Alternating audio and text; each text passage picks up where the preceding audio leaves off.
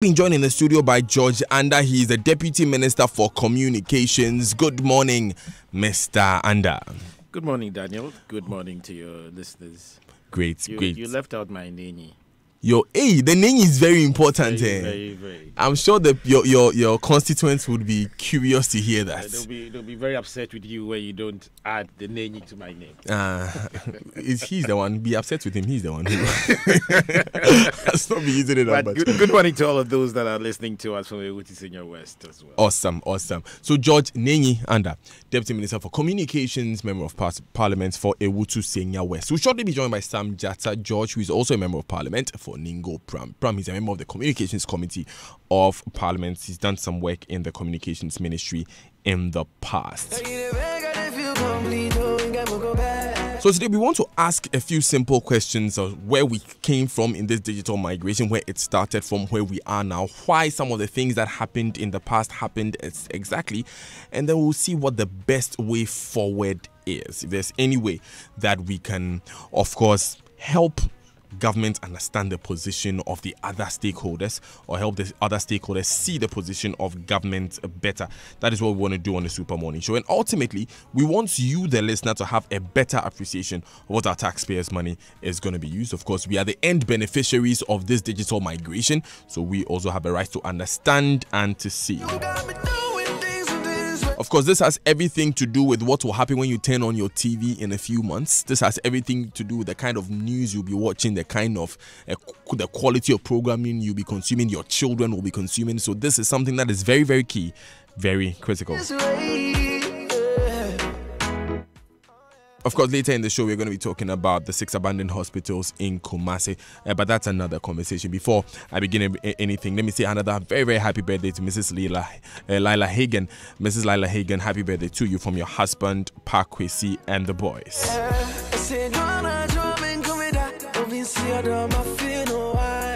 So let me come straight to my guest in the studio now, George Andah.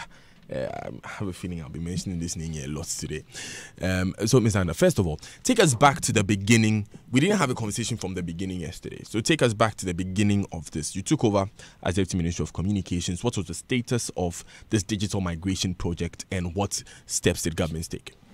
Okay, so thank you very much. I think that as far as the Ministry of Communications is concerned, the DTT, or the Digital Terrestrial Television Project, is one of the priority projects that we are looking at. It's a requirement for us to be able to migrate from the analog to the digital regime, so that, amongst other things, we can extend our digital processing, give digital access to all Ghanaians that require this. And also, it can help us to manage our spectrum better. Because once we do this migration, we free up some amount of spectrum that we can then put into mobile telecommunications operations and drive much more connectivity. I'm sure that you recall that recently His Excellency the President and the Minister launched the Rural Telephony Project. And for us to be able to extend that project to many more of our underserved communities, we need to be able to free up spectrum, and that spectrum would support this. The previous administration signed a contract to access the Chinese Exim Bank facility, and there was an obligation for Messrs. StarTimes to be the contractor.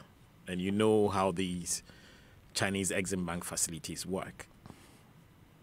After a period, StarTimes were not able to do the execution, and the funds had not come in.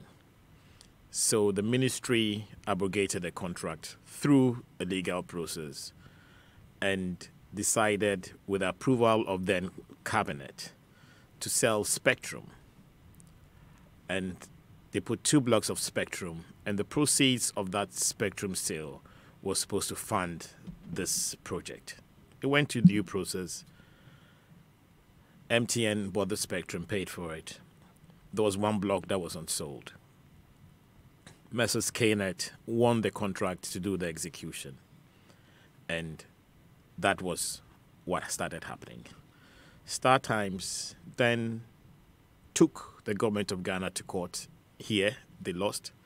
And then they went to international arbitration, which was part of their rights within the contract.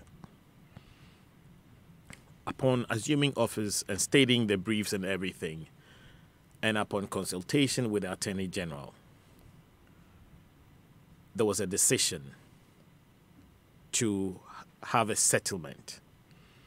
And as part of the settlement, if these terms are acceptable, is to reinstate the StarTimes contract, looking at them enhancing the network and then accessing the Chinese Exim Bank facility. However, like I repeated yesterday over and over again, we are not even there yet because we haven't gone through the requisite approvals for the enhancement of the network. We haven't signed nothing. There's no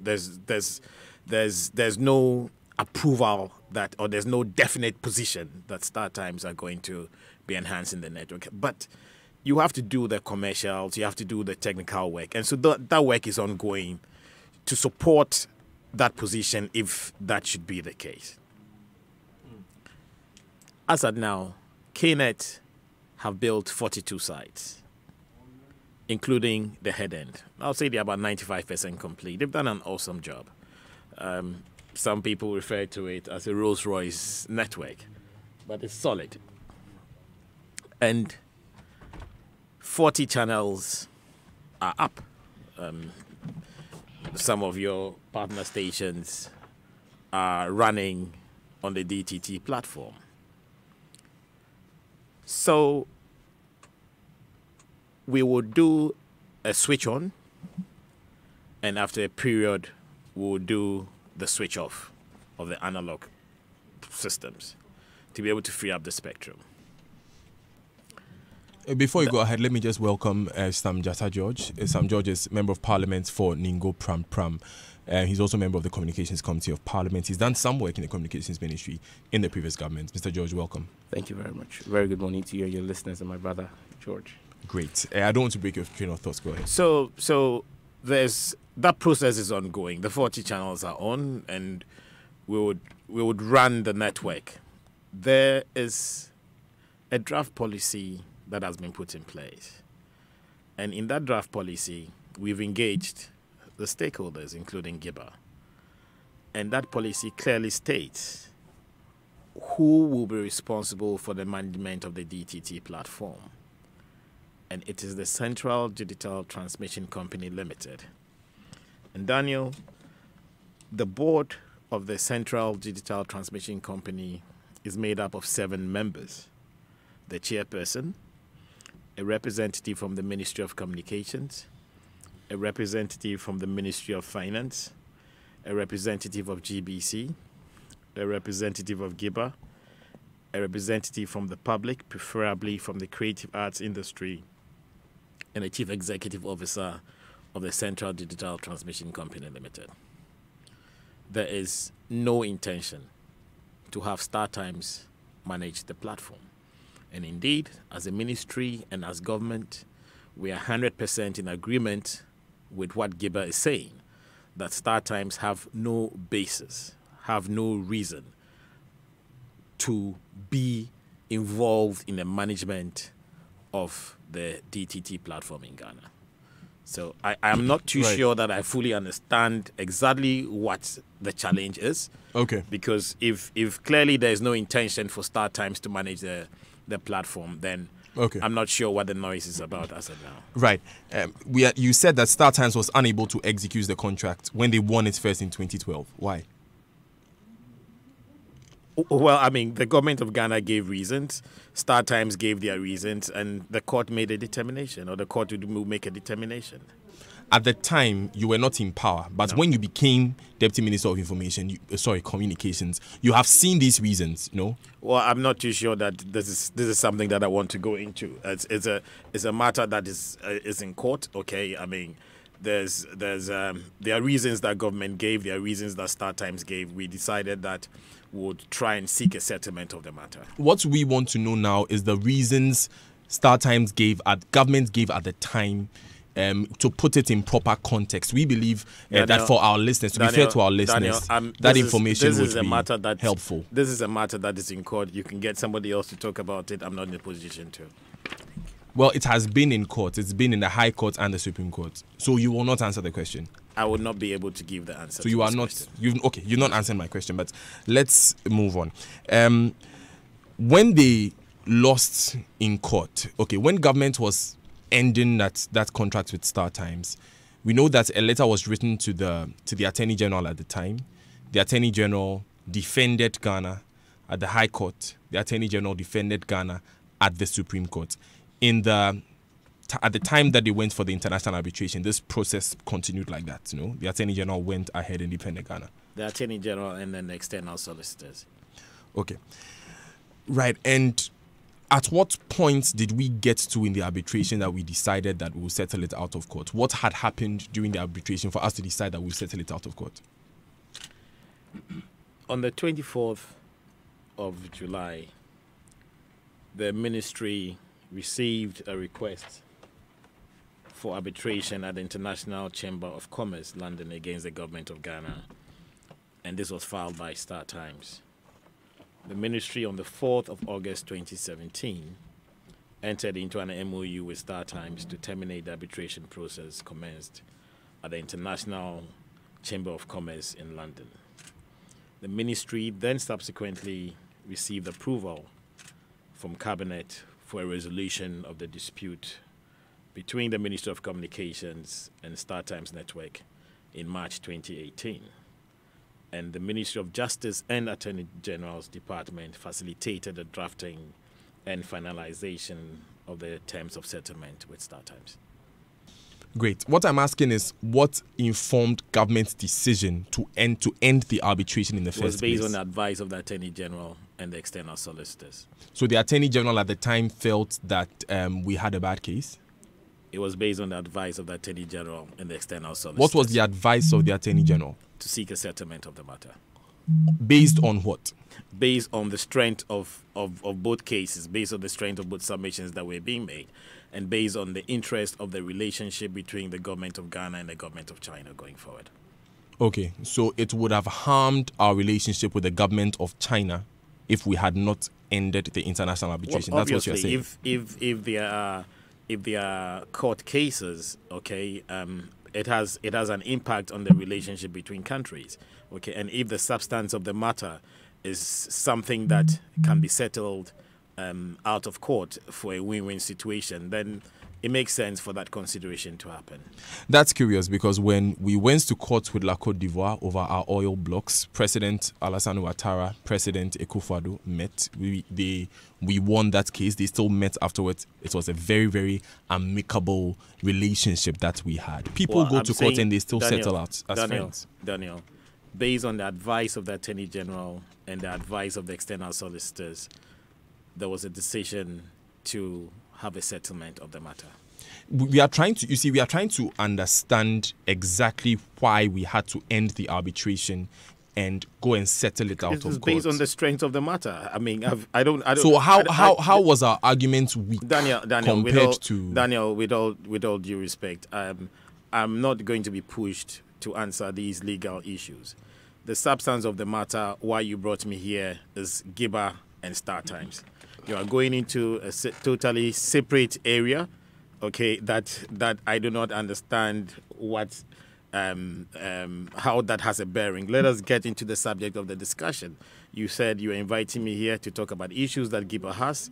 Can we focus on the issues that Giba has and let us have that discussion? Mr. Andah, I respect your right not to answer the question. I cannot make you answer the question, but respectfully, we determine what is discussed on the platform. And you told me we that you invited you to come, Mr. Andah, we invited you to come, and we invited you. You agreed to come and answer our questions. And here we are asking the questions. If you choose not to answer, that is your right. But you cannot dictate to us what question to ask. I respectfully. am not dictating to you what questions to ask. So said the you see, program it's was curious about giver because and start times. it's curious because from the time that we had won a number of cases and then we went into international arbitration, and then all of a sudden our case was so bad that we had to settle out of court. That's what we were trying to understand. But then again, it's a legal question, and you have said you cannot answer. Okay, so I want to just ask this final question, and then I'll go to Sam George, who is also with us in the studio. When government contracted KNET to do the certain work, KNET delivered fully on its contractual obligation, no?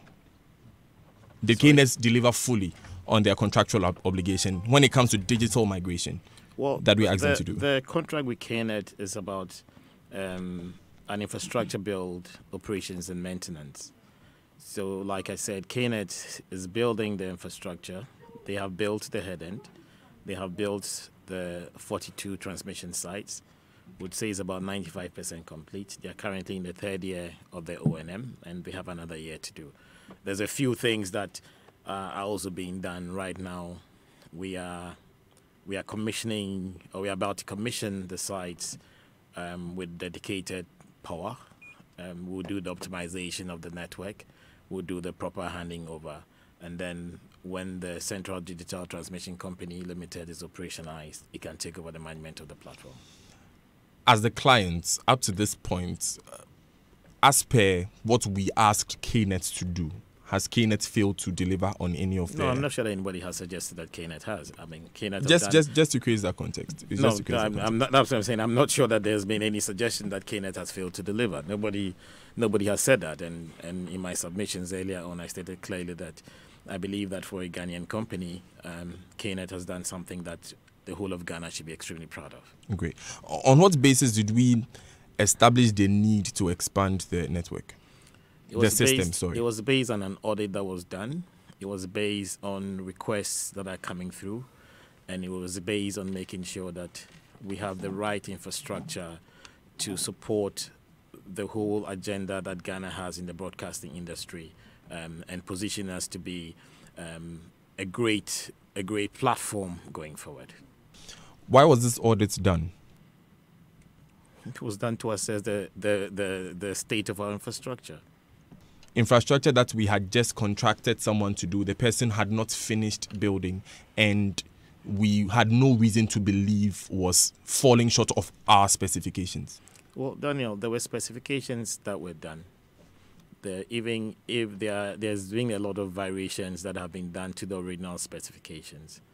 There were loads of requests that the NCA was receiving from broadcasters that want to have access to the platform. We had a number of stakeholder engagements. The creative arts industry were asking for some support as far as infrastructure is concerned to be able to facilitate their production. The private sector was asking for much more confidence in the direction of government as far as policy was concerned. We had said that we needed to promote local content, 70% end game local content on all broadcasts that is going to happen on the platform. Broadcasters were saying that they did not have enough content for 70%. And going forward, what was the way forward? We needed to create the right environment, the right infrastructure to be able to facilitate this. And comparing to infrastructure that exists in Kenya, comparing to infrastructure that exists in South Africa, comparing to infrastructure that exists in Nigeria, it was the right thing for us to do to make sure that we can put these things in place so that the private sector could leverage on this infrastructure. We could promote the creative arts industry, and we could make sure that the broadcasting industry was stronger and will be able to survive going forward. So these requests came from private broadcasters? It came from engagements with stakeholders. Including private broadcasters? Including private broadcasters. Which other stakeholders? The creative arts industry is one of the stakeholders. Okay. You're still listening to the Super Morning Show. It's 16 minutes past 8. You've been hearing me ask questions of George Andah, George Nengi Andah, Deputy Minister for Communications, Member of Parliament for Ewutu Senya. East. Now, Gloria Haji, Executive Secretary of Ghana Independent Broadcasters Association, GIBA, is with us on the line. Good morning, Gloria. Okay, and we will be getting that line in place shortly to speak with her. And like I said, Sam Jatta George is with us in the studio. Before I bring you in, Mr. George, I want to take these important messages and then I'll come back to you. Let me just make this a bit clear before we go on the break, and I'll restate it if possible after the break. This is not a political discussion. We have brought in Sam George not because he's a member of the NDC or is a member of parliament for some another side. We brought him in because he has knowledge in the sector. He's a member of Parliament's Communications Committee. So when it comes to the nature of the discussion, when it comes to time allocations, I would ask that, both gentlemen, let's think about getting our information out in the clearest way possible with the best interest of Ghana at heart. There's not a place to come and settle scores either. So we'll go on this break, we'll come back and we'll continue the discussion. Stay with us.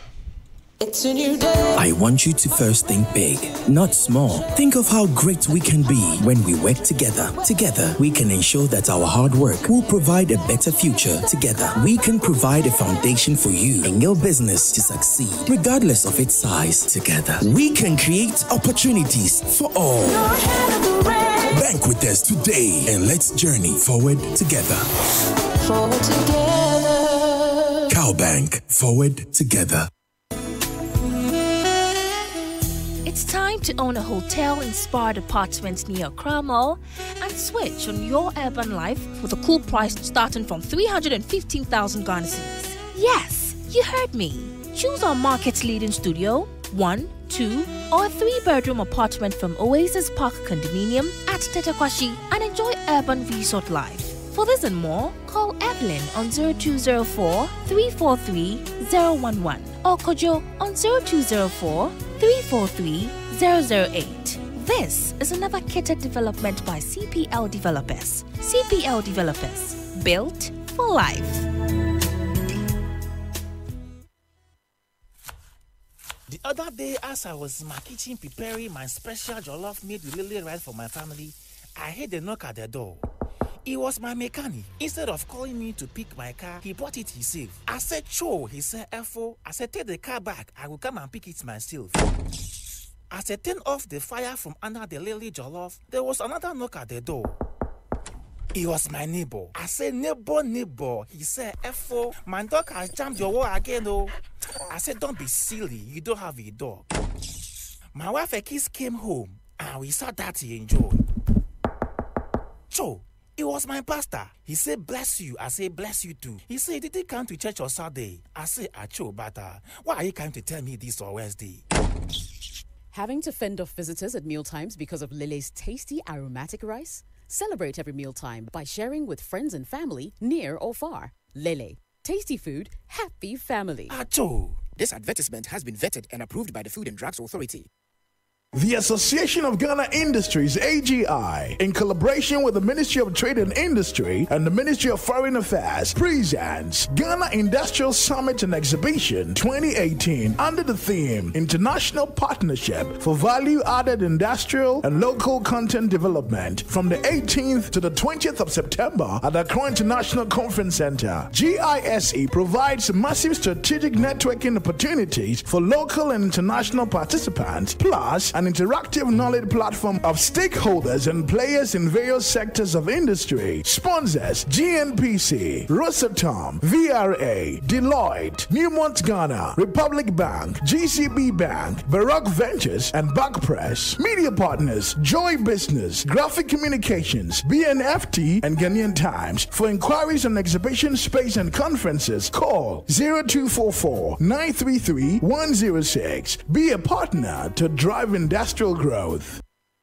Hello, madam. Mommy has malaria. She said I should come and buy Hexapin and Agazone and Talumodino Nabutolosis. Hey, Bayo, this malaria and you are stressing like this? Get Novamita. Novamita kills malaria parasite and comes in a special pack that fits into your pocket, wallet, or purse, so you never forget your daily dose. And if she has resultant anemia, give her 3FA. 3FA is a blood tonic. Always get tested for malaria before taking medications. If you are pregnant or a lactating mother, seek medical advice advise first. If symptoms persist after 3 days, consult your doctor. Novamita and 3FA is manufactured and distributed by Pharmanova Limited. Locate them at Osu at number 3 Okodan Street or call 054 31 71 894. Novamita, sort to malaria one touch. Any 3FA, anemia, away. Novamita. Shower to kill malaria.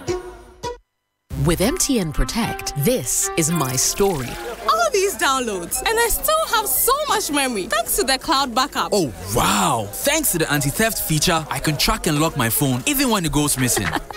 What's your story? Make the right decision by securing information on your mobile phone with MTN Protect. Text SD to 1359 and experience real security solutions like cloud backup, antivirus, anti-theft, and a lot more everywhere you go.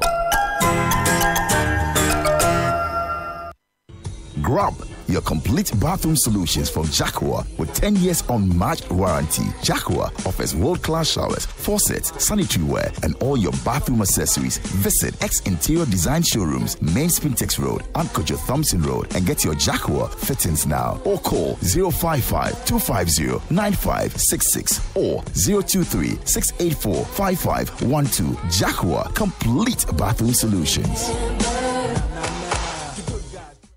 Abina, have you done your homework? Mommy, my pencil kept on breaking while sharpening, and then it got broken while writing, and my eraser is making my work dirty.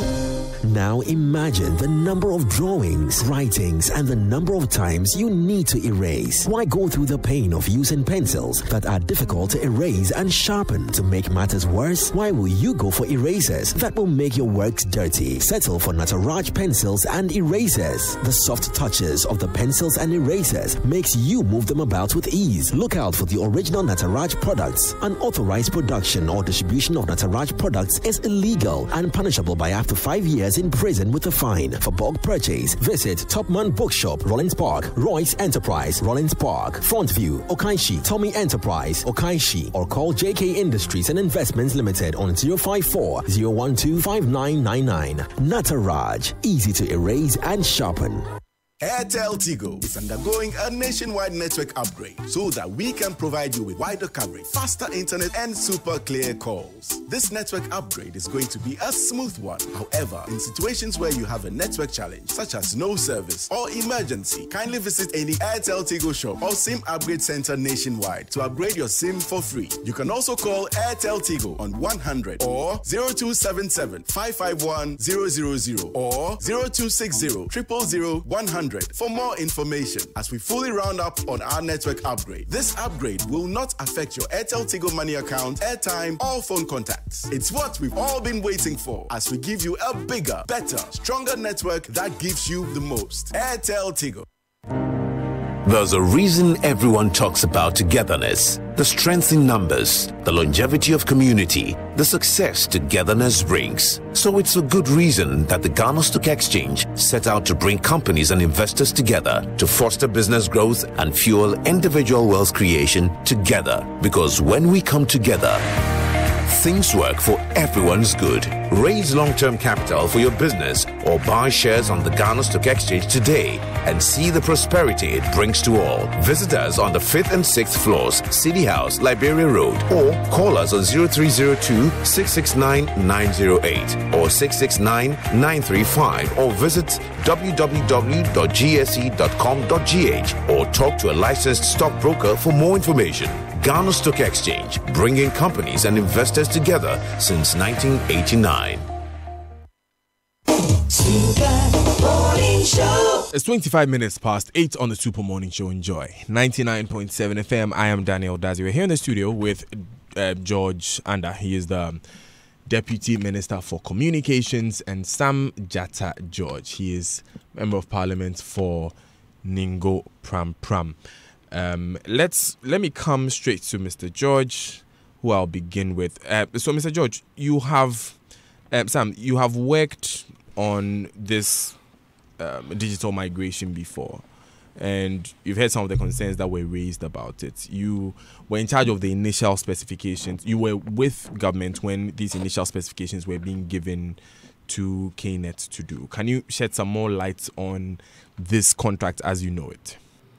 Well, let me say a very good morning once again to your listeners and state that this whole DTT migration, the digital terrestrial television platform migration, is one that has not been a static process. It's been a very dynamic one. It's one that has evolved over the years, starting from when the ITU came up with the need for us to do the analog switch off and move into digital broadcasting. The Ministry of Communications at the time, through the NCA, sought to get a partner that would do all of the technical work. That led to the initial 2012 contract with Star Times of China. Now, one of the key things that was the drivers for which Star Times won that contract in 2012 was the financing. The infrastructure was quite expensive and one that you needed quite some amount of resource to be able to do. We were looking at something in the region at the time of over $50 million US. Over the course of engagement and specifications, the whole project has grown to about $90 million plus. Now, Star Times was supposed to raise funding from the Exim Bank of China because government at the time said they did not have the money, or we did not have the money at the time. I mean, if you remember, you cast your mind back to 2011, 2012, the Mills administration was still trying to find briefing space after the full implementation of the single spine policy structure. Yeah. And so you had your wage bill jump from just under 2 billion to 10 billion. And so there was really no room to cough out close to $90 million US. And so we needed a facility that would help us. And so Star Times appeared to have come in handy with the opportunity to bring in a loan facility from Exim Bank of China. Now, even though Star Times was Chinese government basically, and Star Times was bringing a facility, the Exim Bank of China also has some requirements. I mean, before they would disburse the money, the condition precedents that government of Ghana must meet, that Star Times as an entity must meet. Now, it became the contract that was signed in 2012 gave Star Times a 1-year window to commence the contract, which meant that by 2013, you should have seen Star Times meet their condition precedents to the Exim Bank and had disbursement of the funds for Star Times to commence the project. 2013 went by. Star Times was unable to meet the technical condition precedents that the Exim Bank of China had set. Not government of Ghana, Star Times. And so 2013 went by and a whole year had gone past and still you did not have this project executed.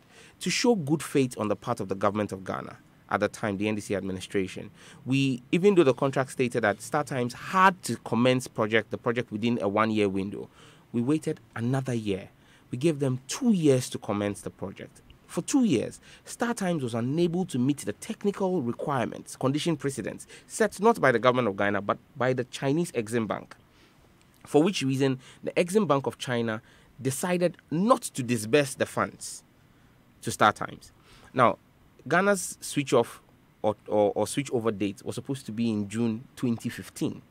Now, we had hoped that by 2013, if the project had commenced with an 18-month cycle of installation, the DTT would have been ready for us to test run it and do a rollover or a switchover from analog to digital in 2015. Now, as late as 2014, Star Times had still not been able to access its funding, not by the making of government, but by its own technical challenges. So what you'd see is government has to take proactive steps. So we go ahead and terminate the contract or abrogate the contract based on non-performance of Star Times. This was in 2014. Then the government of Ghana decides to do an open tender.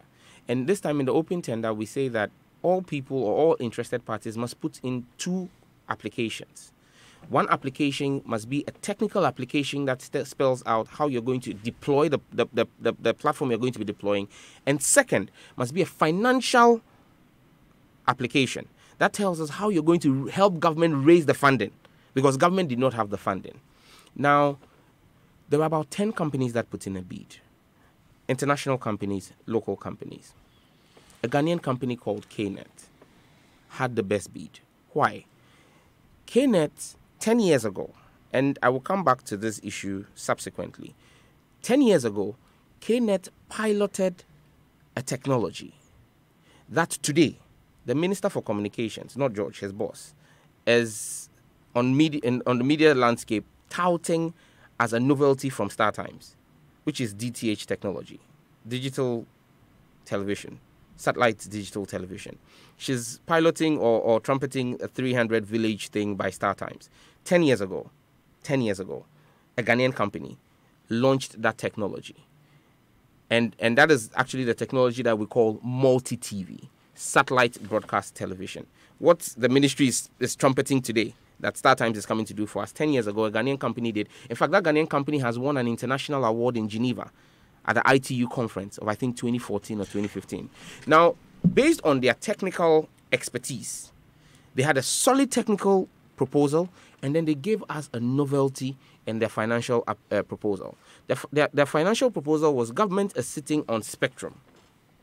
Government should sell 2 blocks of that spectrum to telecom companies and allow them, that's high frequency spectrum, so that they could do 4G transmission.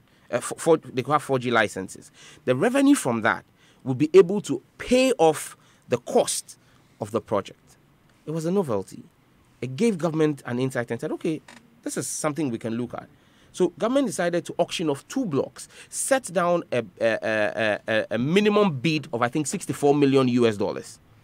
MTN Ghana came in and bid the minimum requirement of $64 million for one of the blocks. We did not see any of the other telcos or any of the other industry players come in for the other block. So MTN basically bought the first block, and that is how come you saw MTN launch its 4G license. Now, the revenue from that went to NCA. By a cabinet decision, NCA was instructed through the Minister for Communications to use the proceeds of the spectrum auction to finance the DTT platform, which KNET had won. Now, as we speak, KNET has basically executed all of its mandate. Like the deputy minister himself has said, it's about 95% complete. Most of what is left is actually outside the hands of KNET. It has to do with NetCo and power connectivity and I think there's some last satellite hub issues that KNET itself is trying to resolve. That is on their end. But when it comes to transmission, as we sit right now and speak right now, the digital platform is live. It's carrying and broadcasting digital feed across the country. There are 42 sites across the country that KNET has deployed. Now, as KNET did the deployment, KNET kept engaging the ministry, and we kept doing variations to the scope of work. As we sit right now, I listened to the deputy minister yesterday on a number of in his interview. I think it was with you, and he raised a number of issues there that had to do with issues about why we need an expansion on the platform. Let's be clear in our minds. This whole discussion about an increase or an expansion of the platform is simply a making of the ministry to accommodate StarTimes. You asked the question today, you asked the question this morning on why did we have an audit? An audit was carried out on this platform, and you asked a very interesting question. You have not finished full deployment of a platform. You spent about $95 million to build a platform. The platform is not even fully handed over, and you are doing an audit. That's not standard industry practice. And doing an expansion of the platform. Why did that happen?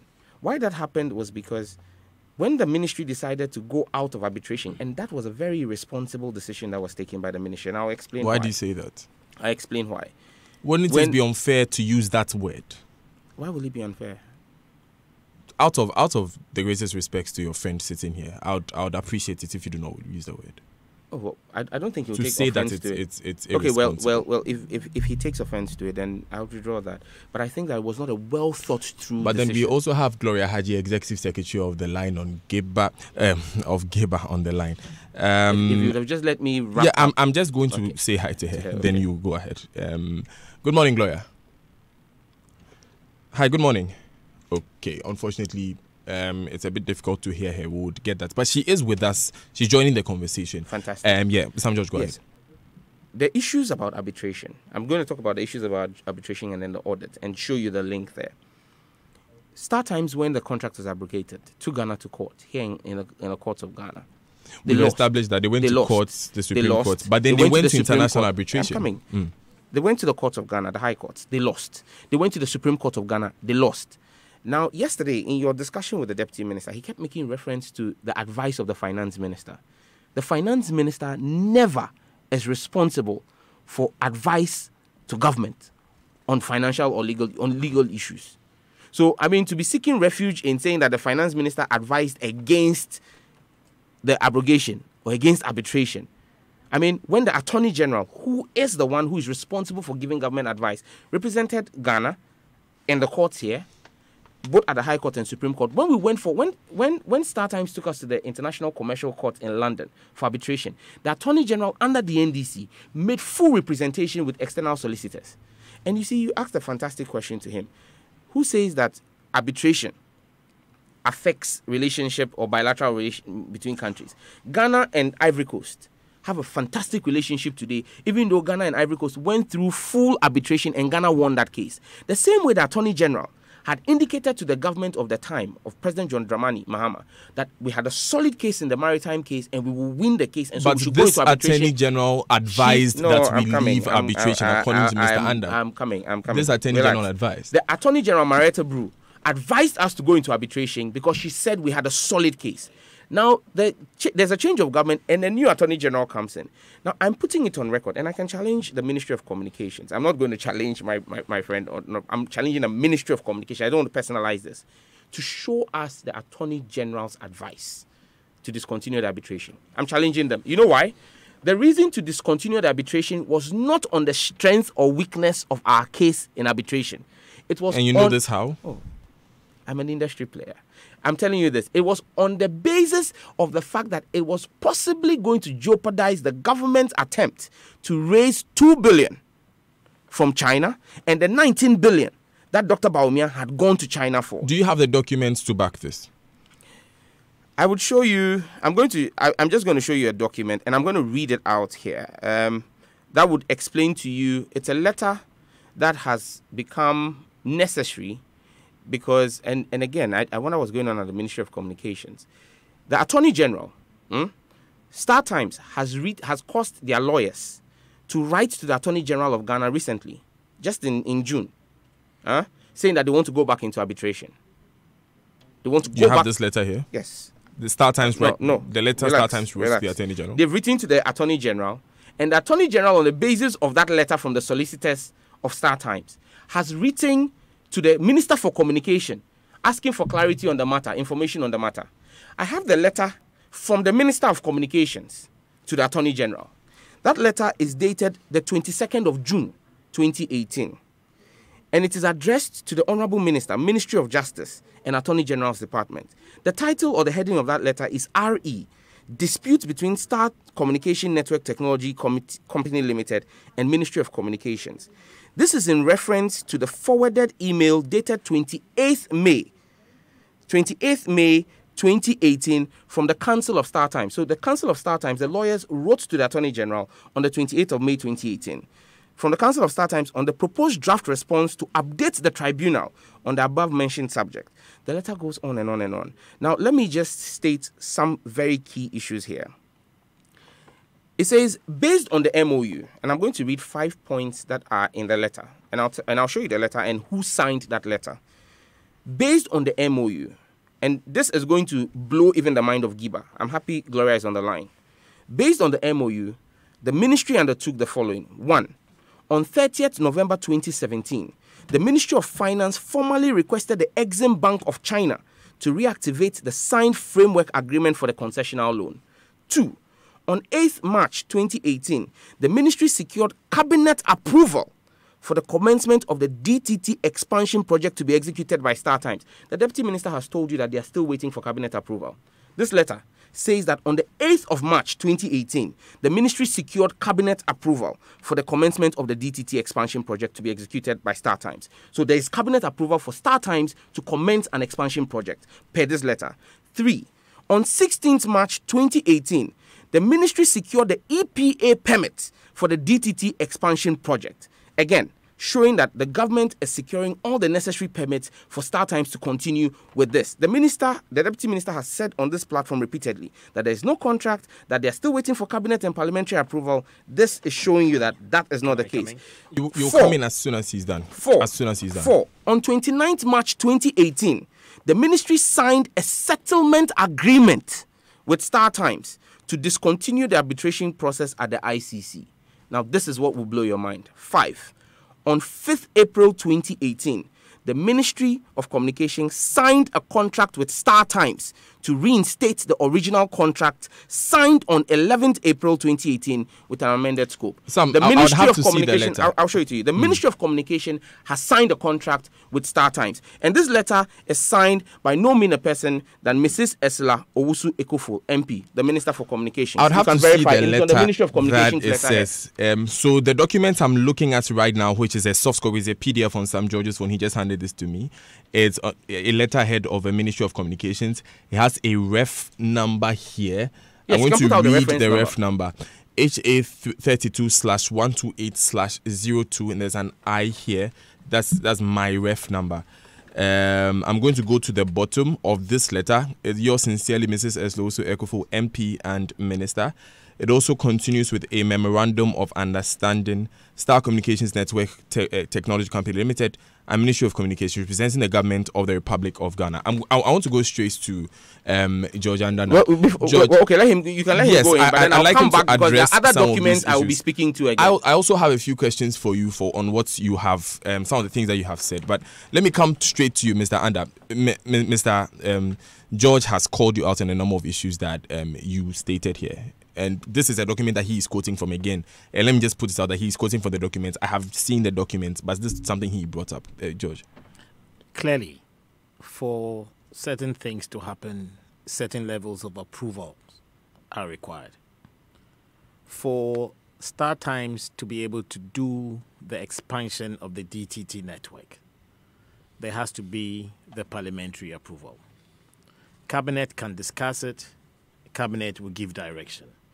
And indeed, I've stated here a number of times that we haven't even gotten there, okay, where we have all the approvals to say for certain that StarTimes are going to be a contractor to do the expansion of the network.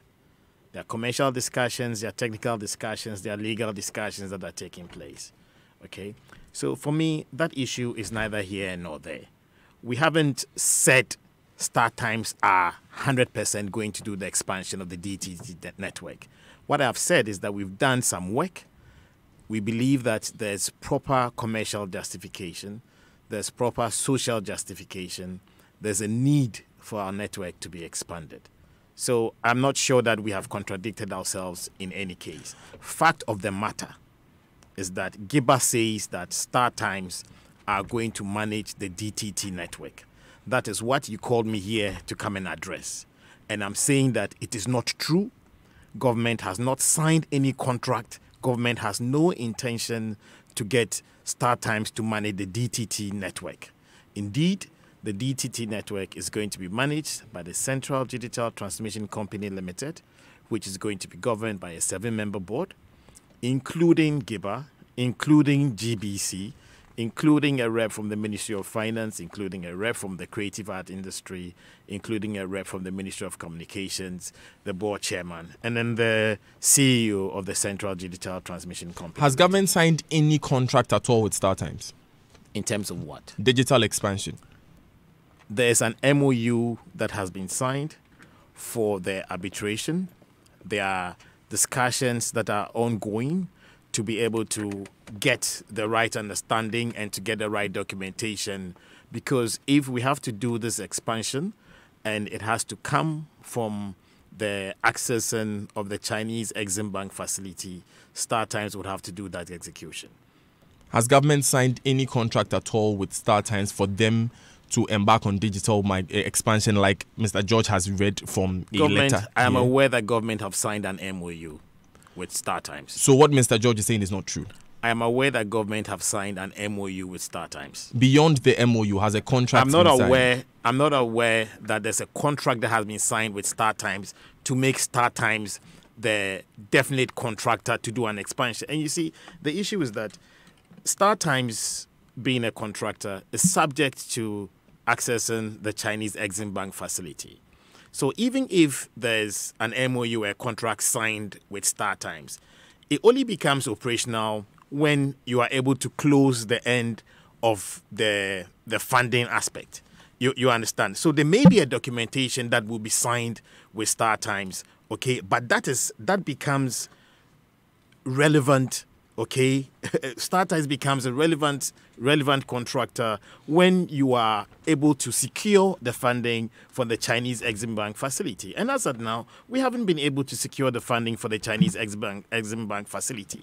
So for me, that is the point of the matter. Which is the documentation that has been signed? You said there may be a documentation. Well, I mean, some judge is reading a letter that he says that is from the Minister of Communications. I haven't seen the letter. You saw the letter. So if indeed... you can look at it yourself. I'm not placed to see if it's true or not. I would not be in a position to look at a document on Sam's phone and say that it is authentic. I will go back to the ministry and I can go and check. But in any case, if indeed the minister has signed a letter, okay, that is informing the Attorney General that there's a documentation that has been signed, then that should be the case. However, even if there has been a document that has been signed with StarTimes, okay, and we haven't signed the end, which gives this document a right to live, then for me, the case is neither here nor there. Because the main condition of StarTimes becoming a contractor is us securing the funding, okay, the Chinese Exim Bank funding to do the execution. If those funds are not secured, then whatever it is that is being we'll have to look for some other source of funding, okay, and then we'll have to go through a process of identifying the right contractor. Just as a matter of record, the documents that some quotes from also says that Cabinet has approved of this. Can you speak to that? Has Cabinet approved this or not? Yeah, I believe so. I believe in principle. Cabinet has approved in principle. The arrangement, but the fact that you have Cabinet approval doesn't give you the authority to execute. Okay, it has to go through the right due process. I mean, of course, we cannot be having these technical and commercial discussions without having Cabinet aligned to what we are doing. So Cabinet's alignment with what you are doing just says that, okay, what you're doing is right, but you have to go through the right process to make sure that all the T's are crossed and all the I's are dotted. It doesn't mean that you have permission to go and give StarTimes contract and for StarTimes to begin doing the execution. That's fine. Is this in any way tied, because this is another statement some judge made that I cannot confirm. Is this in any way tied to the $2 billion Sino-Hydro deal we have with China? Well, I don't know the basis for which he's saying that. I don't know. Mr. George, can you provide any basis for that? So the $2 billion I'm just going to come there and I'm going to make reference to Honorable Judge Andah's previous submission. Okay, Sam, I will come back to you. I'm sorry, but I want to do. I want to go quickly on the line and speak with Gloria Haji. She is the executive secretary of GEBA. She has been listening in. Ms. Haji, good morning. Thanks for joining us again. Good morning, Ms. Haji. Thanks for joining us again. Good morning. Good morning. Great. Apologies on that. We had a challenge with the line there. So your challenge as GEBA with this thing, I'm curious about this thing. Mr. Andah said earlier that you made requests on government and NCA regarding the original digital terrestrial television system that had been built by KNET. And those requests are part of the things that informed an audit. I say we engage stakeholders. Part of which being GEBA. Well, but it doesn't necessarily mean that GEBA is the only one that it doesn't mean that GEBA make the specific one. Okay, so let me ask you this before I take the question to Gloria. How did GEBA's request inform the decision to expand the network? Well, I never said that GEBA requested for the network to be expanded. Indeed, from GEBA's point of view, they believe that their current members are adequate and there's no need for an expansion. But the same thing that happens in the radio sector. You have a number of people that are applying for radio licenses. Okay, you tell them that the spectrum is exhausted, and they believe that they have the capacity to offer services, and that's the same thing that happens in the TV sector. Right. So GIBA did not make requests for expansion of the DTT. I don't think model. that I ever said here that GIBA made requests. Gloria, were you part of these stakeholder engagements which involved persons making requests for expansion of the DTT system? No, I was not, because there was never a request for expansion of the infrastructure. No, not a request. I'm not asking as GIBA. Of course, there are other stakeholders in the space. This cannot just be about GIBA. And I'm asking not you as executive secretary, you as GIBA, the body. Was GIBA part of any stakeholder engagement that involved persons asking for an expansion of the system? Again, the answer is no. GIBA has not requested, to the best of my knowledge, for an expansion of the existing infrastructure. Do you know of any other bodies which may... Oh, sorry, go ahead. If you want to go ahead, go ahead. And even if there should be any change or expansion on the existing infrastructure, all the stakeholders together would have to come together to take that decision or make that request.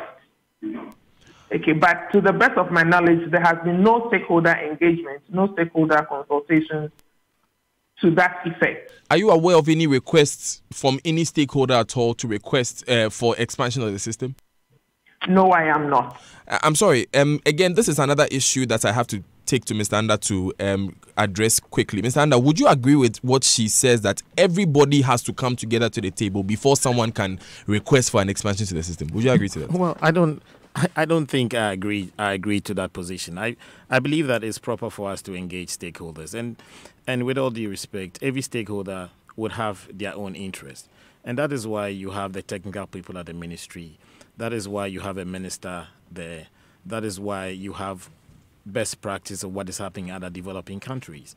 So when you benchmark our infrastructure with what is happening in other countries, and you look at what you want to do as a developing country, and you have a policy, it informs the direction that you are going to take.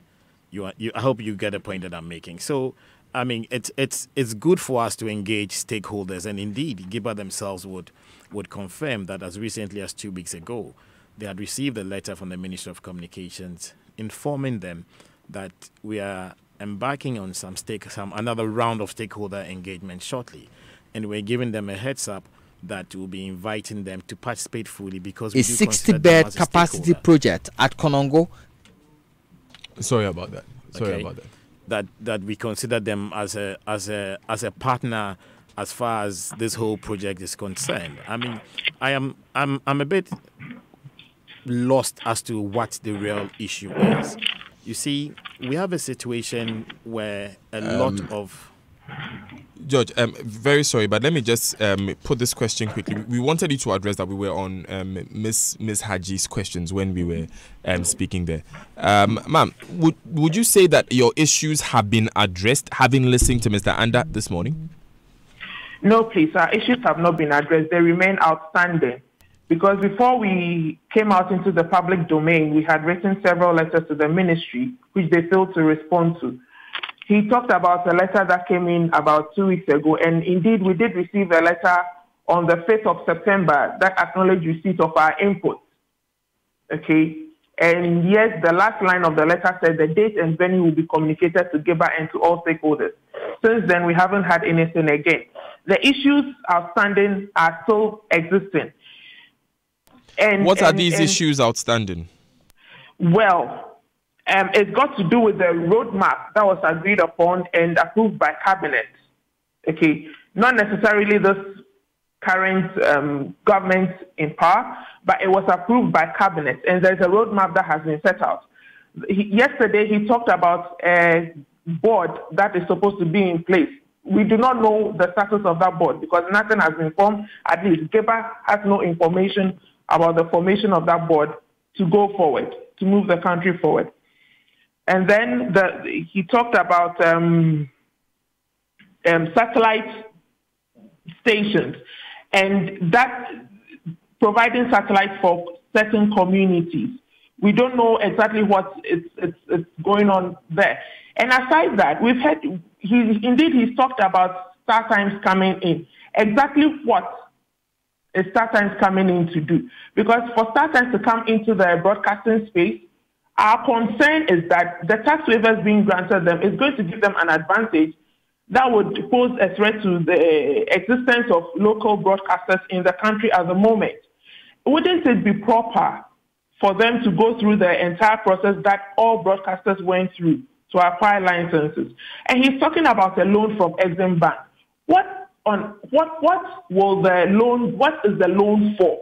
Because to the best of our knowledge, they are selling off a spectrum that, in fact, it is that spectrum that is why the broadcasters are migrating now. The spectrum that they are selling, that is what the broadcasters are supposed to migrate from that for them to be able to sell it. So if they are selling it, then why a loan?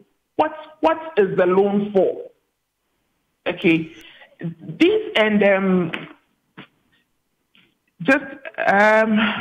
Right, let me come back to Mr. Andah with some of these concerns that you have raised, and then the discussion will continue. But it's 3 minutes to the top of the hour. It's actually 2 minutes to the top of the hour. You're on the Super Morning Show, Enjoy 99.7 FM. Some questions have been posed to Mr. Andah, but it's almost time for the Joy Business Minute. So what we'll do is that we'll take these important messages, we'll take the Joy Business Minute, we'll come back and the discussion will continue. This is a Super Morning Show. I'm Daniel Daza here in the studio with George Nengi Andah, Deputy Minister of Communications, Cham Jata George, MP for Ningo Pram Pram, and Gloria Haji on the phone, Executive Secretary, Ghana Independence Broadcasters Association. Stay with us. We'll be right back.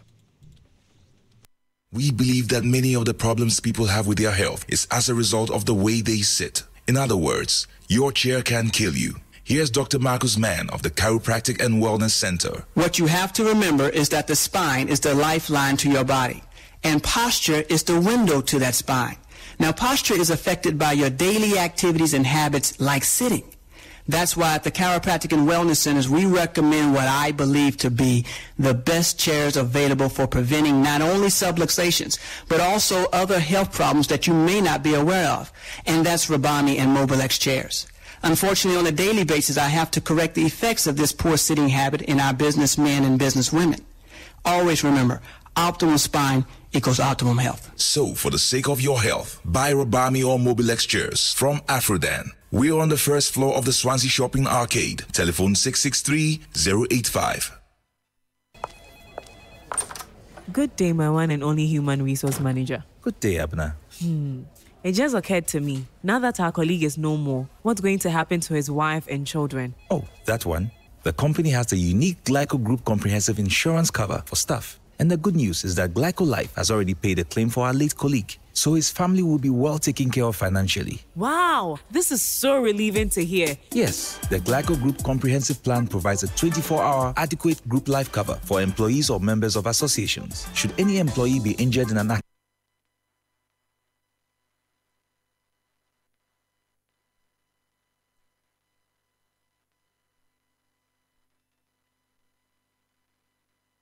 from the new T3 to service loans taken for its construction. The new terminal is part of a total of $400 million investment, which included the renovation and construction of regional airports. The much-awaited meeting between the Securities and Exchange Commission, SEC, and embattled gold dealership firm Men's Gold has been moved to Thursday. According to the Commission, it is unable to proceed with the scheduled meeting without the information it requested from the company.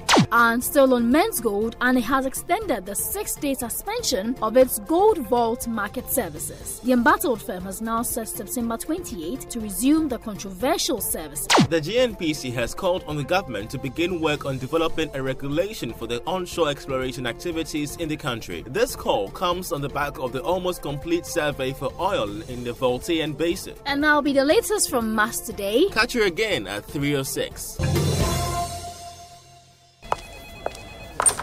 Good day, my one and only human resource manager. Good day, Abna. It just occurred to me, now that our colleague is no more, what's going to happen to his wife and children? Oh, that one. The company has the unique Glyco Group comprehensive insurance cover for staff. And the good news is that Glyco Life has already paid a claim for our late colleague, so his family will be well taken care of financially. Wow, this is so relieving to hear. Yes, the Glyco Group comprehensive plan provides a 24-hour adequate group life cover for employees or members of associations. Should any employee be injured in an accident, suffer disability, terminal diseases like heart attack, stroke, kidney failure, or even death, Glyco Group Comprehensive Plan will pay substantial benefits to them or their beneficiaries. Moreover, the plan also takes care of our company's legal liability under the Workmen's Compensation Act. Abna, close your mouth. Amazing. Keep up the good work. So, my fellow corporate human resource managers and executives, call Glyco Life on 020-222-113 or 050-125-6336. Email to customer services at glycogroup.com or grouplife@glycolife.com to have your employees covered under the Glyco Group Comprehensive Plan. Airtel Tigo spoiled them big time. Sir! Some new big time bundles view. The only bundles I want to hear about are bundles of cash. So what about a bundle that gives you the most data on your 1, 2, and 5 Ghana Cedi bundles than anywhere else? And also gives you a whole 1.5 gig for only 10 Ghana Cedi. Please, no network could give you that much data at that price. Sir, well, Airtel Tigo does. And you even get a big 2 gig for the same 10 Ghana Cedis when you bundle directly from an Airtel Tigo scratch card or with Airtel Tigo Money. Hey! Airtel Tigo's new big time bundles do not expire. You can browse, sir. No more daily, weekly, or monthly bundles. Hey, bad. How do I subscribe? Dial *111#, select big time bundles and browse, sir. Whether you're a new subscriber or an old subscriber, T's and C's apply. Get big time data from the network that gives you the most. Airtel Tigo. Honey, I'm off and I just grabbed Delaire. Make sure you grab some for the kids too. With new Delaire fruit yogurt, you need more and more. Delaire fruit yogurt, deliciously creamy and thick. It comes in fruit cocktail, strawberry, vanilla, and natural flavors. Adults like Delaire yogurt. Kids love Delaire fruit yogurt. Contact Soticam Ghana Limited, located at Manette Junction off the Spintex Road. Call 0554 018 894. This advertisement has been vetted and approved by the FDA. When you sit down to take your college finals. Here we go. When your dream girl starts giving you her number. It's 555296. When you're seconds away from signing an important contract. Welcome to the team. When your football idol is about to give you his autograph. You need a pen you can rely on. Bic Crystal Original, the long-lasting pen with perfect ink flow. Bic Crystal Original. I am Dr. Acacia. Acacia gives your workers the best customer service and treatment options when the need arises, keeping them healthier and more productive for your business. Acacia Health Insurance. We place value on those you value. Sanya mwa jay atumuno sana yeso ye jay moho and nothing ye di will clear the jay bro. Annie, this is the Market Day Wednesday. There is always good news when you buy from Malcolm, but there's extra super on every first and third Wednesday of the month. With your Malcolm Super Saver card, you earn a whooping 10% on all purchases worth 150 Ghana cedis and above. Nakai unu se ukede di kaini ukede tosu miensa wo busumi biya muna seja di yikoswo. Also, a Malcolm shop will be a more Ghana Finance. Hurry, look for your Malcolm Super Saver discount card and be part of this fantastic offer. And just in case you don't have, walk to any of our Malcolm branches nationwide and grab one for yourself. Discount is not valid on product already on offer. And remember, terms and conditions apply. Malcolm, where Ghana shops. It's your day off and you end up looking after the baby while your wife goes off to work. You realize you have no idea how to change a diaper. So you video call your wife. Hello, darling. Yeah, hello. Kojo, is everything all right? Everything is not all right. I'm not seeing Topo. How do I change a baby's diaper, please? Kojo. Okay, first, put the diaper. The video call freezes.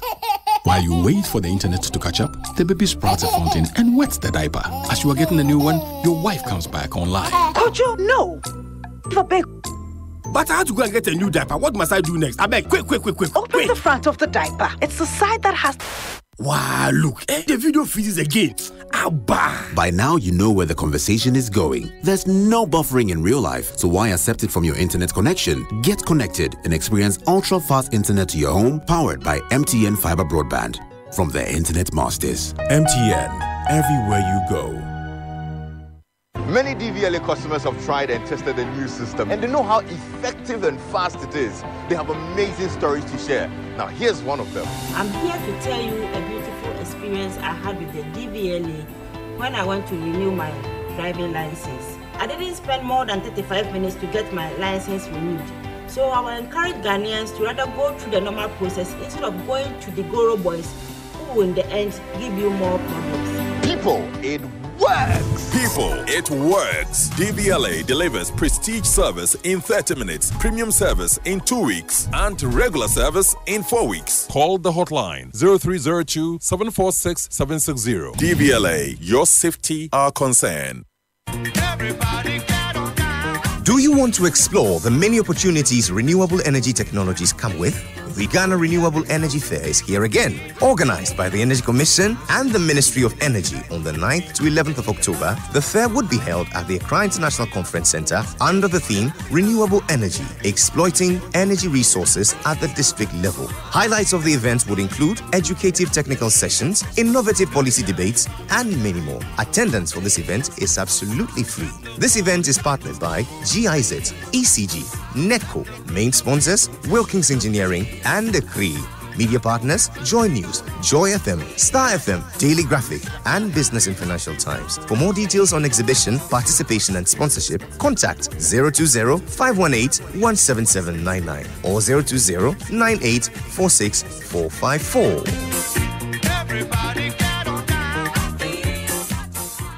Super Morning Show. Hi! We are the Yale Whiff and Poops. And you're listening to the Super Morning Show with Daniel Daze. Live on Joy 99.7 FM.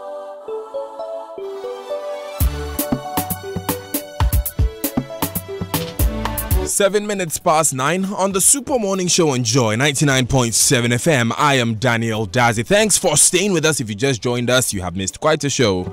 But don't worry, there's a lot more to come. Sam Jatta George is Member of Parliament for Ningo Pram Pram. He's with us here in the studio. George Nenyi Andah is Deputy Minister for Communications. He's also with us here in the studio. We are talking about possibly what would happen when you turn on your television in a few months. Well, it's already happening on some televisions already in the country. Digital terrestrial television, DTT migration. So, what happened?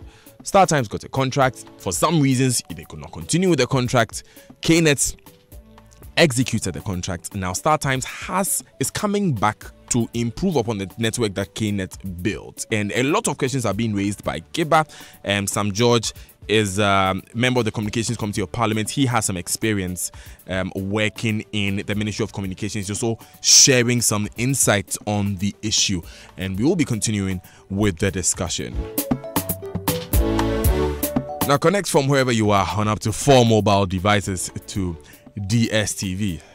Ironically, you're talking about DSTV now.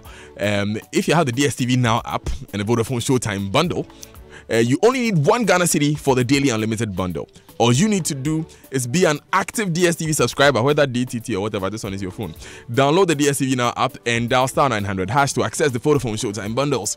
Call 0302 740 540 for more. Vodafone, the future is exciting. Ready? DSTV, feel every moment.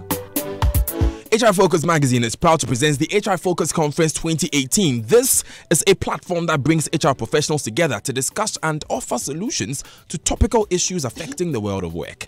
The theme is Enhancing Employee Experience. Date 5th October 2018. Venue Ghana Academy of Arts and Sciences. Time 8 a.m. prompt. To attend the conference, subscribe to the HR Focus magazine for 50 Ghana cedis and register at hrfocusconference.com. To become an exhibitor, call 0249 188 155. Now, Kingdom Books and Stationery has discounted all school materials by 10% this academic year. This promotion is taking place from the 1st of August to the 29th of September. Visit us at any of our shops nationwide or call ahead of time to book an appointment on 0501 40 10 50 or 0302 762101 or log on to kingdomgh.com. Kingdom Books and Stationery, your number 1 stop shop for all stationery and office furniture. Right, I'm coming straight to Sam Jatta George here. I thought there were questions that she asked that you were going to get me to respond to them. Yes. So, Sam, yes, You are right, George. You are right. I'm going to allow you to address these questions very, very quickly because we are going to go in a different direction shortly. But there are a lot of things I need to add to what we've discussed already. Let's take this block of questions and then we'll come to you. I mean, it's a fair comment. I promise listeners that we'll get answers to those questions. George, go ahead. Okay. So a number of questions were raised by Gloria Haji and Geba. You want to speak to them quickly? Well, I believe that I've captured 5 points that she has concerns with, and I believe that she's talking on behalf of Giba. But before I address those issues, I want to say a few things. That I believe that the real picture of this whole project needs to be clear, and the misunderstanding of the DTT migration and the possible enhancement of the network needs to be clearly understood, and the whole process that we are going through needs to be clearly understood. I sense some level of frustration in givers' feedback, and I believe that these issues can be addressed. I'm not sure that coming on air to do a banter is the best way of solving these issues, and I would urge Giba to believe in the ministry and also take the last communication that the ministry sent to them, informing them about our intention to hold the next session of stakeholder engagements that will be advising them on the date shortly, as a serious commitment of the ministry to resolve these issues. We do recognize Giba as a key partner as far as the broadcasting infrastructure requirements of this country is concerned, and would not do anything that would jeopardize that relationship that we have and we want to maintain and sustain with Giba. There are serious Ghanaians or Ghanaian companies in the broadcasting industry. I mean, multimedia, the City FM Group, as Omnimedia, Radio Gold. Okay, I mean, and we cannot say that we are going to be moving on a path of getting our broadcasting infrastructure world class without the involvement of these key people. And we would not do that. There's no intention there. So whatever misconception or whatever actions or inactions seem to have fueled that position, I want to declare here that that is not the intention of the ministry, and we'll do everything to make sure that we and Giba are on one page. Okay. The efforts of the ministry to consider expanding the network capacity, we believe that it's critical. We are not looking at today, we are looking at building capacity and making sure that we are in a good position to compete for quality content being broadcasted and being produced in Ghana. And it is necessary for the industry as far as our development is concerned, and for us to realize the dividend of the entire digital migration process. I want to also repeat that we haven't got there yet as far as closure on the enhancement program is concerned, or the enhancement option is concerned. There are discussions that are going place that are taking place. So let us not get too excited, okay, and worried about the situation. We'll have the stakeholder engagements, and everybody will be brought up to speed, and it will be a decision that will be in the best interest of Ghana, a decision that will deliver value for money to Ghana. Okay, we will be able to repay the loan of this entire operation, and it will not bring any financial burden to the good people of Ghana. And again, I want to re-emphasize that it will be dependent on having the right levels of approval, okay, being secured, having the right levels of stakeholder engagements, and start times, if that is what is going to happen, will only be a contractor in executing the DTT network expansion. The operation of the network will remain within the remit of the Central Digital Transmission Company Limited, which has been registered, is yet to be operationalized. Okay, and that is what it is. I just wanted to make these points clear to make everybody comfortable. Okay. Now, I think she mentioned about the roadmap for DTT. It's actually one of the things that we're going to discuss at the upcoming stakeholder engagement. So I want to assure her that we would address these issues when we have the stakeholder engagement session. The Central Digital Transmission Company Board, of course, we have to operationalize the entity, okay, and then have the board in place. Okay, so these are also things that it is the next step things that we are looking at. For now, the management of the platform is still under the 4-year regime of KNET. Okay, but when we start to market the platform, then we need this Central Digital Transmission Company to be in place so they can look at the upload, the downloads of the content, and all the advertising, promoting, say the set-up boxes, the middleware that's supposed to be in place, what kind of conditional access that we are looking at. All these things will be discussed at the stakeholder session. Now, she talked about the satellite for certain communities. I believe that she's making reference to the 300 communities where StarTimes is extending their services to. And like I said, this is a project, is a grant that is coming to African countries from the government of China, and StarTimes is doing the execution. Okay, it has nothing to do with our DTT platform.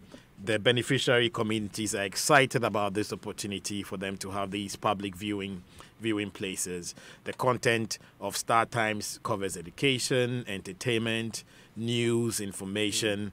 Okay, and I believe that maybe our local broadcasters and our local content producers should start that engagement with StarTimes so that we can have content that is of significant cultural value to Ghanaians being broadcast on those platforms as well. Okay. Then she says that StarTimes is coming in. I believe that I've said over and over again that StarTimes will and can only come in as far as the DTT infrastructure is concerned to look at expanding the network.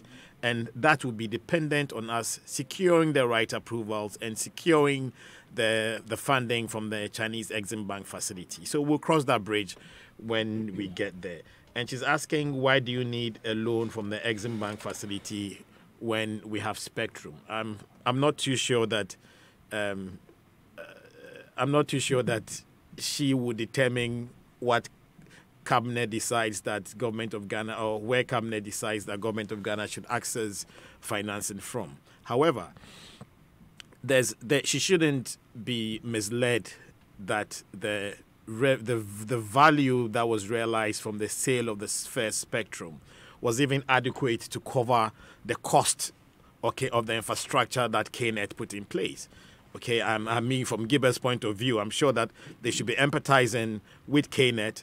Okay, that if they've put in so much infrastructure on the ground and they haven't fully realized their financial reward yet. So the sale of the first spectrum, there's no way that it would cover the cost, not even the variations that we are talking of. Okay, but the original build plan. And like you said, now it's about 97 million. It's the sale cost at some 64 million. Is that correct? I mean, if you look at the as-built now, it's past that figure. 97 million. Yeah, it's past that figure. Okay, and how much is it now? I don't have the exact figure, but even if you take 97 million, okay, it's way past how much was realized from the sale of the spectrum. Okay, I mean, and I don't want to talk for KNET or talk about the frustrations or the challenges that KNET has been going through and how the ministry is trying to manage these issues of the financing with the support of the NC and stuff like that. But I'm not sure that Gibber is well informed to make such comments that is not necessary for us to seek funding. I believe that if the Minister of Finance and Cabinet believe that, and the Minister of Communication believe that there's an opportunity to secure funding that is good for Ghana, to put in a project that is good for Ghana, and we go through the right processes, we should be able to convince Ghanaians that what we're doing is the best thing for Ghana. So, but are we going to sell the second spectrum?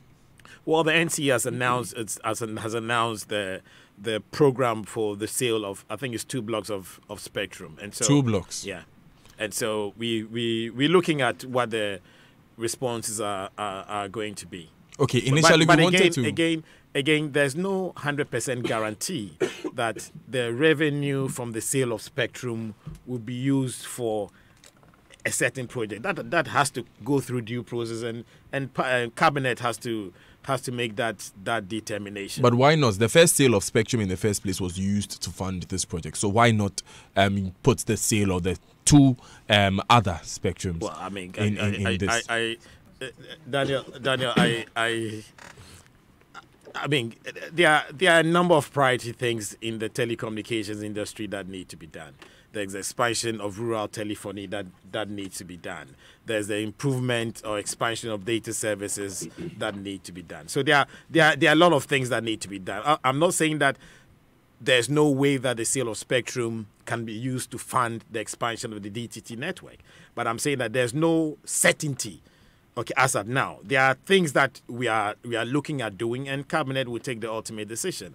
However, there's an opportunity to secure funding, okay, from the Exim Bank facility, and if we get that funding, and per the calculations that we've done, per the finances that we've done, this should be able to pay for itself if we expand the DTT network to be able to offer the right services and go into the space of quadruple play, so that when you have a set-top box in your house, you can be able to do, if you have the right partnership with the telco, you should be able to do your voice, your data, your e-commerce, your entertainment, and it's the total solution. So in your evaluation, this is a system that can pay back the loan? Oh, certainly. I mean, from what we've done, from the return on investment that questions we've done. have been raised by Giba that the way it's being rolled out in a wholesale format now, with about 100 possibility for about 100 stations, the system will not be economically viable to support a possible payback of the loan. Examples have been made of the current media industry where stations that have been around for a while that are operating nationwide are having to lay off staff. Well, I mean, I'm not too sure of which stations are laying off staff, and the fact that the station may be laying off staff doesn't mean that it has anything to do with the infrastructure that they are running on. Okay, when you have a situation, the cost of the infrastructure is the cost of payment for the infrastructure is what you're talking about. You should understand that the DTT infrastructure they were putting in place will obviously make the cost of operations of the broadcasters reduce significantly. Because now you don't have to invest in your satellite, you don't have to invest in your transmission. All you have to do is to pay for your content and uplink, and you pay your fee to be on the broadcast. So your cost of operation as far as the transmission, okay, reduces significantly, and that is what we are doing. So Okay. we should be in a position to bring more broadcasters to be able to operate at a much more minimum cost. Okay, and then the return on their investment will certainly be positive. Okay, Prince Harry Crystal is a member of the Executive Council of GEBA. He's joined us on the line. He wants to make a comment. Good morning, Mr. Crystal. Good morning, Daniel, and good morning to your guest in the studio, to Honorable George Andah, and also to Sam George. Can we have your comment on the issue, please, in some 2 minutes? Thank you. My first reaction has to do with the last few comments from the Honorable Minister. He acknowledged the fact that there was a very important need for stakeholder engagement, especially engaging gatekeeper. Our frustrations brought forth in the article that was published a few days ago has to do with the fact that there are so many issues that have been put forth to the Ministry of Communications since the last stakeholder meeting we had with them regarding the DTT draft policy, which was held in February. There has been a lot of issues in the interim, which we relate to them, requesting for responses to those letters. It is also very interesting to know that he mentioned this letter was just responded to us a few weeks ago, I think, on the 5th of September. How could we have been in the dark for all this while since February, and only in September you are acknowledging, not even giving full response to all the details that we inquired about? So when we bring these issues out to the public, it is of major concern to the people of Ghana and moving this country forward in terms of digital migration. The issues bordering on Giba and, in fact, the entire industry has to do with the fact that Star Times coming back into the picture is completely strange because he talks about this Exim Bank loan. How do you take a grant and at the same time give tax waivers to a company who is already a player within the industry? He is bringing in equipment. He is bringing in materials. We do not know what materials these are. And we ask the question, let us know which materials these guys are bringing into the country in respect of the grants that you are taking from them. And even when the Exim Bank issue was raised, he speaks about the fact that the court case that Star Times took the government of Ghana to court, of which Giba was a principal part of, is now being relegated to the back because the minister mentioned the case has now been meant to be settled out of court.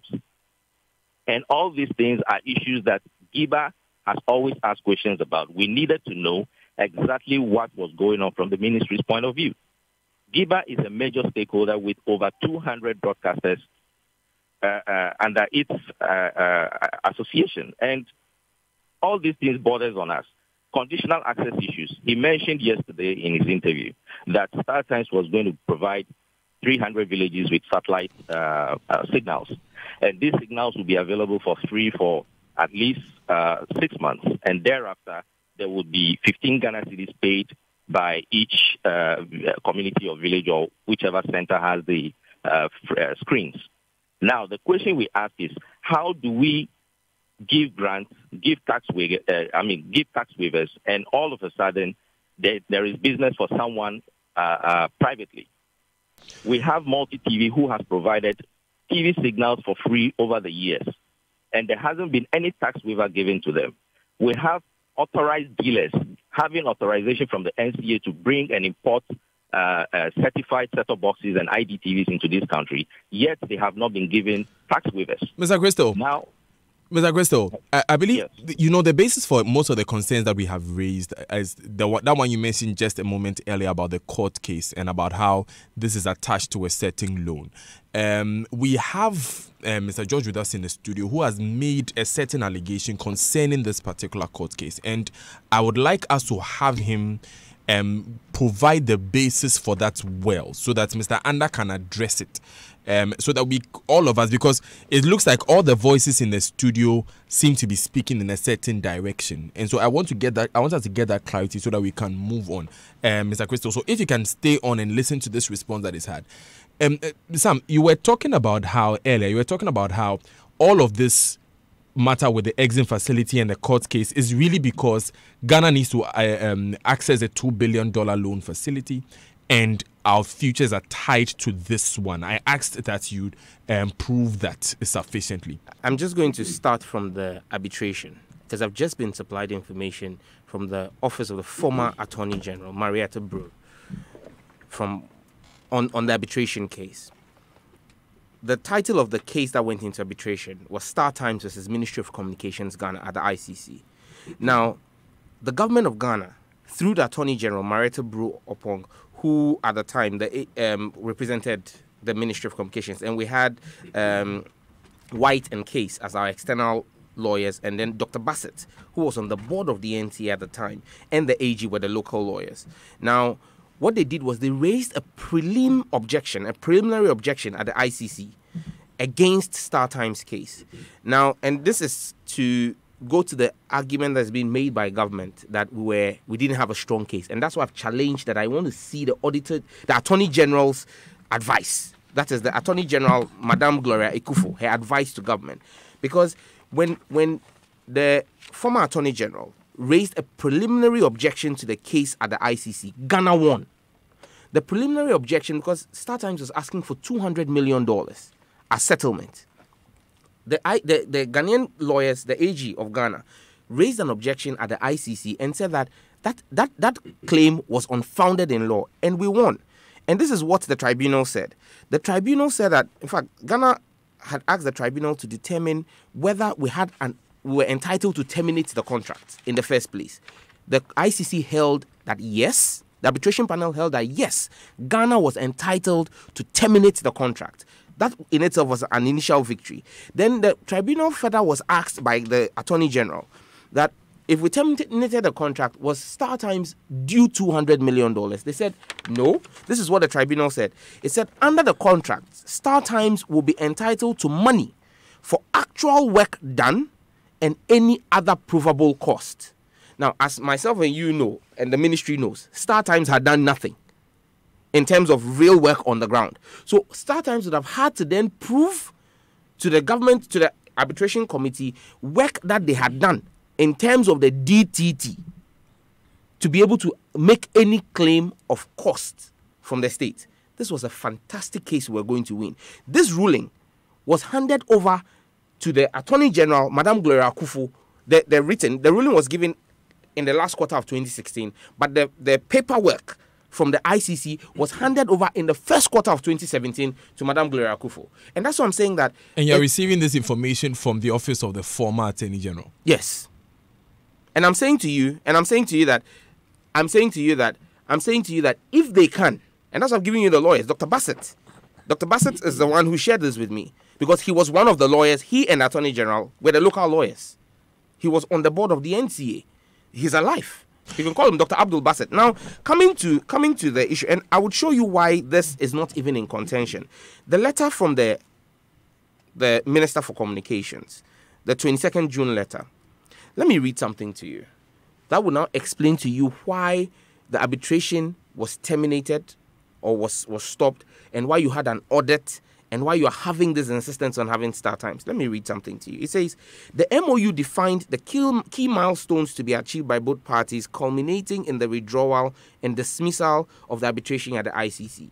These milestones are A, both parties agreed to jointly apply to the arbitral tribunal for the suspension of the arbitration upon the execution of the MOU. B, both parties further agree to jointly apply to the tribunal to unconditionally terminate the arbitration upon the execution of an amended contract to the DTT network project prior to the expiration of the MOU. So it means that there was this pre-arranged arrangement between the Ministry of Communications, the current Ministry of Communications, and StarTimes that, look, we would pull out of this arbitration on the basis of an MOU we've signed with you, and before the expiration of that MOU, we'll sign a contract with you. Yeah. C, the ministry to complete an assessment on the construction and operation of the national DTT transmission network with reasonable assistance and support from StarTimes. So the ministry is now, as part of the agreement with StarTimes, the ministry is now saying that, so you ask the question, why did we need to do an assessment, an audit of a system that has not even been handed over?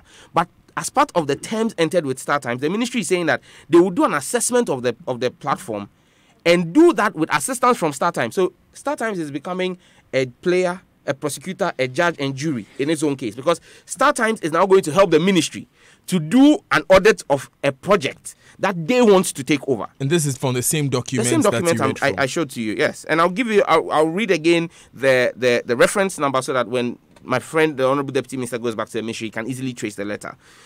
D, further to the assessment report, both parties will prepare an amended scope of work of the original StarTimes contract dated 11th April 2012 to improve upon the existing network capacity with more advanced technology, system expansion, technical upgrading, terminal product supply, service delivery, skills transfer, cooperative operation as may be identified through the assessment. And E, the government of Ghana to activate the original concessional loan financing scheme with the Chinese government and the Exim Bank of China through diplomatic channels for the restoration of the StarTimes contract for the DTT project as amended. Action will be expedited to secure all necessary approvals for the framework agreement and the final concessional loans. StarTimes will provide timely, necessary, and reasonable support and assistance. Now, this is just evidence of the fact that this arbitration was terminated not because we had a weak case, but simply because there was the need to placate StarTimes with a contract. I've read from that same document how a contract has been signed in April of this year with StarTimes. In fairness,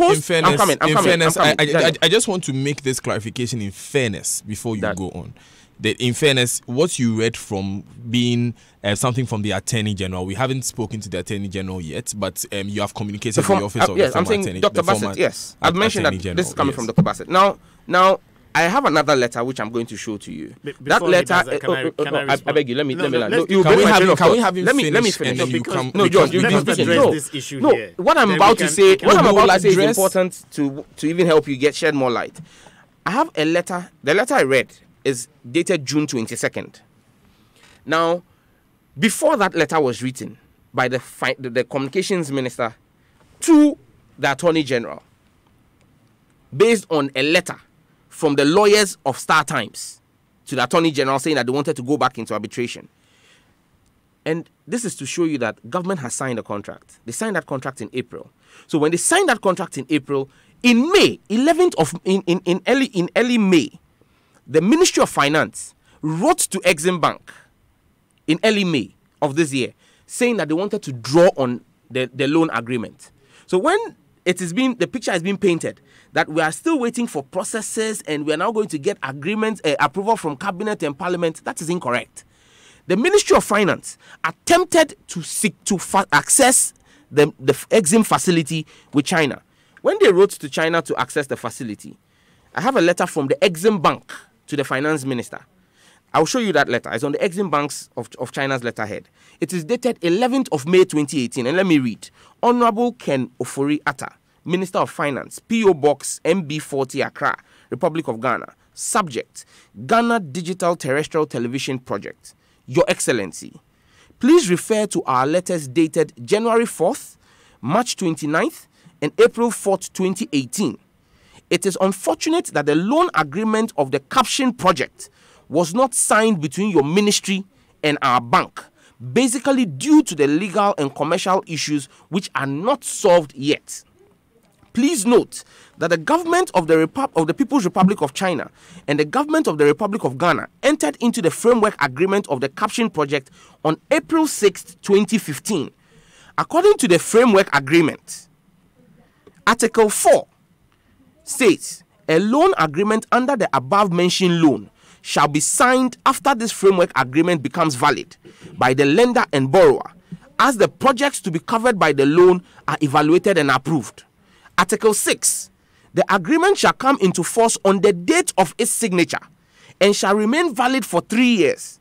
The agreement, however, shall become invalid automatically if the lender and the borrower have not reached any loan agreement on the utilization of the loan within the stipulated period set above.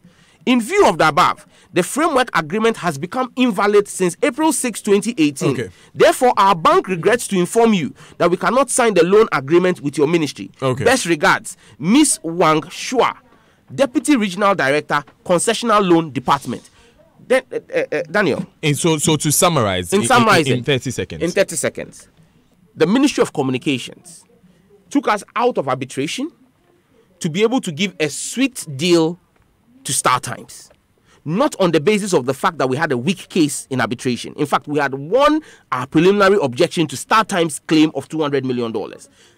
2, on the basis of that, the ministry then decides that with support from Star Times, they will do an audit assessment of the DTT platform that had been built by a Ghanaian company, KNet, and find faults with the platform or room for expansion. It's all stated in that letter I read.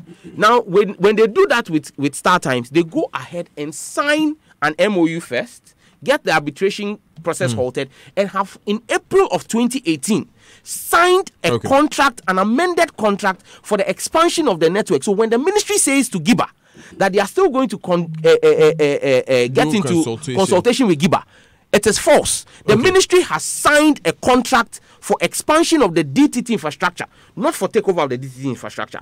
Expansion of the DTT infrastructure. Okay. The ministry has signed in April 2018 a contract with Star Times, and on the basis of that, after signing that contract in April, in May, the finance minister wrote to the Exim Bank to secure the facility, and the Exim Bank has written saying that that facility is no longer available. You made that point, Sam George. Thank you. Before I come to you, George, a military truck with personnel in it has just somersaulted on the motorway, close to the abattoir, but coming to Accra. We need ambulance and we need help. We understand that there is some injury. We've gotten this on our text console a number of times. Please, if we need an ambulance there quickly. A military truck with personnel in it has just somersaulted on the motorway close to the abattoir, but coming to Accra. We need an ambulance there. Thank you very much, George. There's some specific allegations have been raised against the ministry's involvement. We need you to respond to them. No problem. In 2 minutes, please. Okay, Daniel. I think Sam George is making reference to a letter from the Ministry of Finance that is asking to draw on the Exim Bank facility. I'm not too sure that is what he intends to say. I'm not too sure that there's any letter from the Minister of Finance. There's no intention of any letter going from the Minister of Finance to draw from the Exim Bank facility. And indeed, he contradicts himself, because along the line, he says that clearly the contract between the Chinese Exim Bank facility, the Chinese Exim Bank and government of Ghana has not been signed. So once that contract has not been signed, there's no way that they can be drawing on that contract between Exim Bank and Ghana. Yes. Okay. He said that. He read a letter that the Chinese Exim Bank team, somebody from the Chinese Exim, said they could not sign the contract because of some stated reasons. The loan. No. The loan. So the contract for the loan. Let me clarify that for you. The please? Contract was signed on this. The loan agreement was signed on the 6th of April 2015 with a 3-year validity period. And you wrote to them to draw on it in May, and that's why they've written back to say you cannot access it because the loan facility terminated on the 6th of April 2018. So when the loan facility terminated, there's currently no loan facility for Star Times to do the execution. Let's establish that. Number 2, okay, in accessing the loan or in securing the loan facility, it has to go through the relevant approval processes, okay? And it is a fact of the matter. There is nothing wrong with having Star Times work with the Ministry of Communications and indeed KNET. And if Sam George wants, he can go and ask KNET if KNET were not involved in auditing the as-built site, were not involved in assessing the equipment, and were not involved in finding out if it is possible to have the system upgraded and how seamless that was going to be. It's a purely technical discussion. So Star Times was involved with KNET? Star Times was involved with KNET, with a technical team from the Ministry of Communications. Why was the audit done? Why was that assessment done? Because I have told you that we looked at what was done. We looked at what we needed as a developing country. We looked at the requests that were coming from stakeholders that believed that they could also run on this platform because it's going to be cheaper for them to run. And they believed that they had content and they could be on the platform. So what Mr. George is reading from that letter is not true. That's what? That this assessment was only done because we had written to withdraw from the arbitration, the international arbitration. The assessment was done because we believed that there was a need. We did an audit, and the results of the audit, which was done with both KNET and Star Times. What of that audit? Why was that audit done? Because, Daniel, you come into this studio, okay? You are the new presenter to this studio. You have certain equipment. What stops you from talking to the technical team and saying that, oh, from where you were in the past, you probably had a different kind of console, or you had a console that was doing different functions? Is it possible to look at what you have here and find out whether you can do something that is better if your listeners are saying that the way that you were broadcasting in Takoradi was slightly different and you believe that it's because of certain technical limitations? So again, finally, what Mr. George is reading from the letter is not true. It's not because of the arbitration. It is not. Listen. We believe that there's a need for us to enhance this network. Okay, we believe that we can access the Exim Bank facility, okay, and we believe that could help resolve the process. It's something that we are doing for Ghana. Okay. We'll cross the bridge when we get there. But most importantly, Mr. Andah, I'm very sorry. Just one second. Just most importantly, Sam George stated clearly, okay, that this was for expansion and not for the management of the DTT platform, which Giba have been saying that is the management of the DTT platform. I would have to, gentlemen, we cannot continue this conversation any further. We are very, very sorry. We'll take these important messages when we come back. There is more on the Super Morning Show. This is the Super Morning Show. Thank you very much. Solar Tech, the power to protect. Yes! Solartech, your tried and trusted brand, is your total solution to all power problems, whether low voltage, high voltage, power surges, spikes, brownouts, or what have you. Solartech fully protects your valuable equipment, no matter your appliance. We have the perfect Solartech for you. Choose from my tried and trusted range, such as Fridge Guard, TV Guard, High Volt Guard, Multi Guard, AVS 13, AVS 30, AC Guard, Solartech TV Stab, Solartech Fridge Stab, UPS, and Solartech Voltage Stabilizer. Beware of counterfeit Solartech products. Get your genuine Solartech products today at our Abelengpe office and all our authorized dealers across the country. Contact us at number 10 Yiwa Street, Abelengpe, or call 0302-761450 or 0302-775106. Solartech, the power to protect. To be an entrepreneur, to be self-employed, and to provide job to reduce the rate of unemployment. This is my dream.